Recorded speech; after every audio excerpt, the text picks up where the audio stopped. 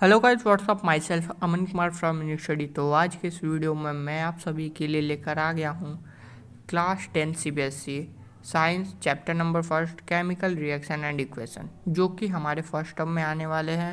And आपको उसके लिए तैयार करने के लिए मैं कुछ क्वेश्चंस को लेकर आया हूँ, अबाउट 15 क्वेश्चन, और वो भी एमसीक्यूज़ में।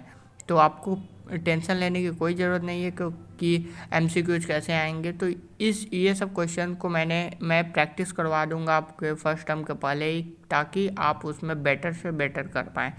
तो ये क्वेश्चन मैंने किस बुक से लिए? ये क्वेश्चन मैंने ली है एनसीईआरटी एग्जाम्पलर से, जिसमें से बहुत ही मोस्ट प्रोबेबली चांस होती है कि क्वेश्चंस उठकर डायरेक्टली पूछे जा सकते हैं, और वो भी एमसीक्यूज में। तो एंड तक बने रहिए एंड पूरे क्वेश्चन को सॉल्व करने के एंड राइट आंसर देने की पूरी कोशिश करिए, क्योंकि इसमें से आपके क्वेश्चंस डायरेक्ट उठकर आ सकते हैं। तो केमिकल रिएक्शन एंड इक्वेशन, जो कि हमारा फर्स्ट टर्म का चैप्टर है एंड अबाउट इम्पॉर्टेंट ही हो गया इस साल, क्योंकि ज़्यादा चैप्टर्स केमिस्ट्री से नहीं आ रहे हैं, तो ये भी इससे भी क्वेश्चन नंबर उठ सकते हैं आपके। तो पहला देखिए क्वेश्चन क्या पूछा है। तो सबसे पहले आप क्वेश्चन पढ़िए, फिर उसके बाद वीडियो पॉज करके आंसर दीजिए, तब मेरे आंसर को आप रिकॉल करिए, देखिए कि सही है कि नहीं। तो विच of the following is not a physical change.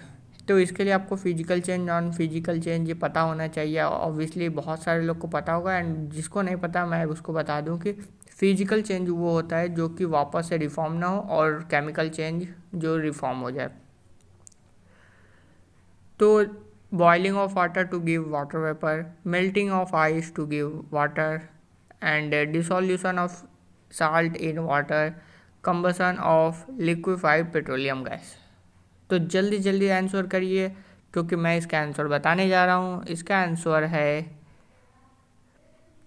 Combustion of liquefied petroleum gas. तो नेक्स्ट क्वेश्चन पे बढ़ते हैं, एंड आपके पास ये एक क्वेश्चन आ गया है कि the following reaction is an example of. तो ये रिएक्शन जो आपको नीचे दिया गया है वो किसका एग्जाम्पल है? पहला डिस्प्लेसमेंट रिएक्शन, दूसरा है कम्बिनेशन रिएक्शन, तीसरा है रेडॉक्स रिएक्शन, चौथा है न्यूट्रलाइजेशन रिएक्शन। अब ये चारों में से भी आपको दो क्वेश्चन, मतलब दो ऑप्शन आपके करेक्ट होंगे। आप नीचे देख सकते हैं कि ये सारे चार ऑप्शन हैं, आपको इसमें से सेलेक्ट करना है। तो वीडियो पॉज करिए एंड इसका आंसर ढूंढने की कोशिश करिए। तो वीडियो पॉज, आई होप कि आपने, बहुत सारे लोग ने आंसर भी दे दिया होगा कि इसका आंसर है सी। सी यानी कि पहला है डिस्प्लेसमेंट रिएक्शन, रिडॉक्स रिएक्शन। तो ये दोनों रिएक्शन इसमें पाए गए हैं। आई होप कि डाउट आपके क्लियर हुआ होगा, एंड क्यों हुआ होगा ये आप अपने से दिमाग लगाने की कोशिश, मतलब दिमाग लगाइए एंड सोचने की कोशिश करिए कि आपने ये चैप्टर पढ़ा है तो इसमें कोई ना कोई टर्म आपको याद होगा। तो नेक्स्ट क्वेश्चन पे हम लोग जंप करते हैं, and which of the following statement about the given reaction are correct. तो इसमें से कौन सा ये रिएक्शन आपको दिया है? तो ये चारों ऑप्शन है, इसमें से कोई तीन ऑप्शन या तो दो ऑप्शन आपके सही हैं। तो ये ऑप्शन, मतलब ये रिएक्शन के बारे में आपको पहले भी जानना होगा कि ये रिएक्शन होता क्या है, फिर उसके बारे में आप इसके स्टेटमेंट को ट्रू और फॉल्स कर सकते हैं। तो जल्दी से वीडियो पॉज करिए एंड आंसर दीजिए। तो आई होप कि आपने भी आंसर दे दिया होगा, एंड इसका आंसर है सी। इसका आंसर सी, यानी कि इसमें पहला भी सही है और दूसरा भी सही है और चौथा सही है। बहुत लोगों ने पहला भी दिया होगा, तो आई होप कि आप लोग उनमें ना हो। एंड छोटी मोटी मिस्टेक्स होती रहती हैं, एंड जिन्होंने पहला दिया उन्होंने भी कोशिश की थी, और जिन्होंने तीसरा दिया उन्होंने राइट कोशिश की थी एकदम। एंड जो नेक्स्ट क्वेश्चन पे हम लोग आ जाते हैं, नेक्स्ट क्वेश्चन है फोर्थ में, which of the following are exothermic process. तो reaction of dilute water, reaction of water with quicklime, dilution of an acid, evaporation of water, sublimation of camphor यानी crystal. Camphor मतलब वो आपका कपूर हो जाता है तो उसको कैम्फर कहते हैं। तो इसमें से कौन सा एक्सोथर्मिक प्रोसेस है? जल्दी से कमेंट में आंसर करिए। इसमें से दो आपके एक्सोथर्मिक रिएक्शंस है। दो हैं, जल्दी से कमेंट करिए। तो आई होप कि आप लोग में से बहुत सारे लोगों ने आंसर दे दिया होगा। तो इसका आंसर है पहला। पहला यानी कि फर्स्ट और सेकंड। जब रिएक्शन करता है क्विक लाइम वाटर से, तब एक्सोथर्मिक रिएक्शन प्रोड्यूस, मतलब कि एक एनर्जी हीट प्रोड्यूस होती है। और डाइल्यूशन ऑफ वाटर, जब आप वाटर को एसिड में डालते हैं तो भी स्प्लैश एक हीट प्रोड्यूस होती है। तो अब आ जाते हैं नेक्स्ट क्वेश्चन पे। नेक्स्ट क्वेश्चन है हमारा,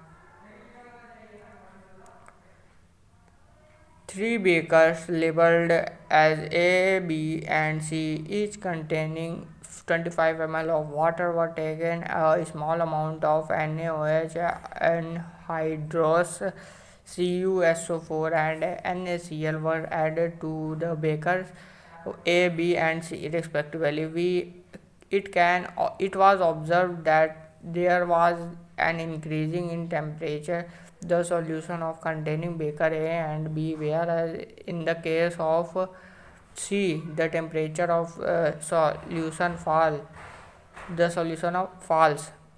Which one of the following statement are correct?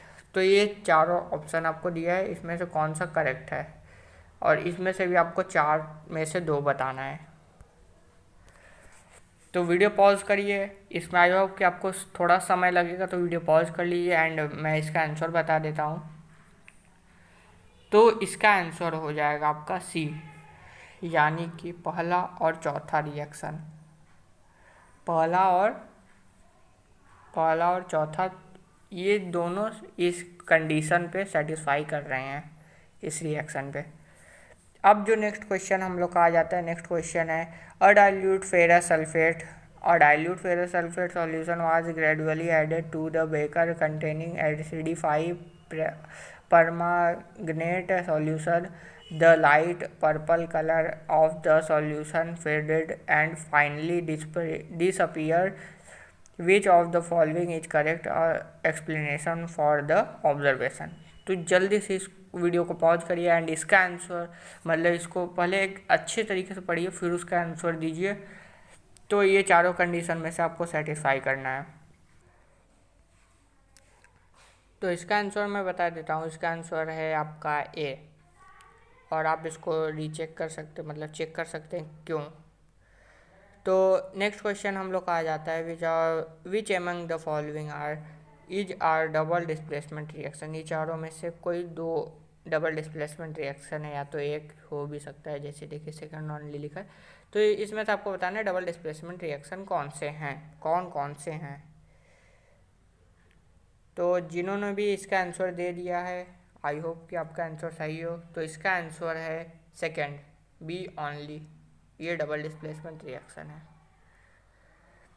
तो अब जो नेक्स्ट क्वेश्चन हम लोग के पास आ जा रहा है, इसको आप पढ़िए और इसका आंसर देने की कोशिश करिए, एंड फिर मैं इसका आंसर आपको मैं बताऊंगा। तो आई होप कि आपने क्वेश्चन पढ़ा होगा एंड उसका आंसर भी दे दिया होगा। तो इसका आंसर है आपका ए, फर्स्ट ओनली। तो आप अपना आंसर मैच करते जाइए और आप अपने लेवल का अंदाज़ा लगाते जाइए कि आप अभी तक कितना पढ़े हुए हैं। फिर उसके बाद ये क्वेश्चन आप रीड करिए एंड इसका आंसर देने की कोशिश करिए। तो आई होप कि आपने वीडियो पॉज किया होगा और उसका आंसर दे दिया होगा। जी, इसका आंसर है सेकंड, यानी कि सेकंड रिएक्शन और थर्ड। तो ये दोनों आपका सही स्टेटमेंट है। फिर हम लोग आ जाते हैं 10th क्वेश्चन पर। 10th क्वेश्चन में भी आपको ऐसे ही क्वेश्चन, मतलब कि पढ़िए और इसका आंसर दीजिए। तो आई होप कि आपने इसका भी आंसर दे ही दिया होगा। इसका आंसर है डी, यानी कि सेकंड और फोर्थ।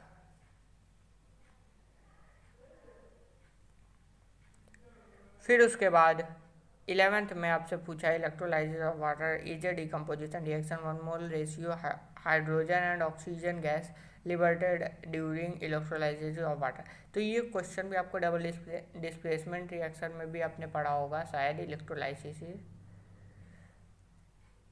तो इसका आंसर आपको हो जाता है, यानी कि 11th क्वेश्चन है आपका, एंड इसका आंसर हो जाता है बी, यानी कि 2:1 में इसको रखा जाता है H2O। ठीक, फिर उसके बाद 12th क्वेश्चन का भी आप पहले क्वेश्चन पढ़िए, फिर उसका आंसर देने की कोशिश करिए। तो इसका आंसर है आपका डी, 2nd एंड 4th। फिर उसके बाद हम लोग देख लेते हैं 13 क्वेश्चन, आप जल्दी से पढ़िए एंड इसका आंसर देने की कोशिश करिए। तो आई होप कि आपने भी इसको पढ़ा होगा एंड वीडियो पॉज करा होगा। तो इसका आंसर आ जाता है आपका बी, लीड एसिटेट। फिर उसके बाद हम लोग जल्दी मतलब कि लास्ट क्वेश्चन के एक क्वेश्चन पहले हैं, यानी कि इसका आंसर आ जाता है, मतलब पहले आप इसका क्वेश्चन पढ़िए फिर इसका आंसर ढूंढने की कोशिश करिए इन 4 ऑप्शन में से। तो इसका आंसर है आपका डी, हीलियम और नाइट्रोजन। एंड जो लास्ट क्वेश्चन है आज का वो होने वाला है, the following reaction is use for the preparation of oxygen gas in liberty in the laboratory. तो ये आपको रिएक्शन दिया गया है, अब इससे आपको जो ऑप्शन करेक्ट लगता है, मतलब ये जो क्वेश्चन पूछा है वो उसका आप आंसर दीजिए। तो इसका आंसर होगा आपका फर्स्ट, इसका आंसर होगा आपका फर्स्ट। तो आई होप कि आपको ये वीडियो अच्छी लगी होगी, एंड अगर अच्छी लगी तो लाइक कर दिए एंड सब्सक्राइब करिए हमारे चैनल को, क्योंकि आपके फर्स्ट टर्म के पहले यहाँ पे साइंस के हर टॉपिक को कवर किया गया है एंड ऑलरेडी सभी टॉपिक को कवर तो किया गया है, एंड उसके बेसिस पर आपको क्वेश्चंस को और मॉडिफाई करने और स्ट्रॉन्ग बनाने के लिए आपके बेस को प्रैक्टिस सीरीज चालू हुई है, उसमें आप ज्वाइन रहिए।